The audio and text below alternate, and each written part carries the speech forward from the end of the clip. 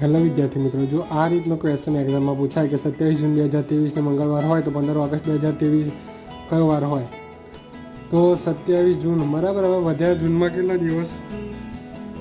ત્રણ દિવસ વધ્યા બરાબર. વધતા જુલાઈના 31 દિવસ થાય, વધતા આપણે 15 ઓગસ્ટ સુધી જવાનું છે. તો આ 15 ઓગસ્ટ એટલે આ 15 દિવસ બરાબર. તો આ બધા દિવસોને આપણે 7 વડે ભાગીશું, કેમ કે 7 વડે કે અઠવાડિયામાં 7 દિવસ વારાફરતી રિપીટ થયા કરે છે બરાબર. 15માંથી આપણે 7 વડે ભાગીશું એટલે 7 દૂર 14, 1 વધશે. અહીંયા આગળ 7 ચોક 28 બરાબર. અહીંયા 3 વધશે અને આ 3 વત્તા 3 વત્તા 1 એટલે 7. પછી આ 7ને આપણે પાછા 7 વડે ભાગીશું એટલે 0 રહેશે. એટલે એનો મતલબ કે અહીંયા આગળ મંગળવાર હશે તો અહીંયા જ મંગળવાર જ હશે.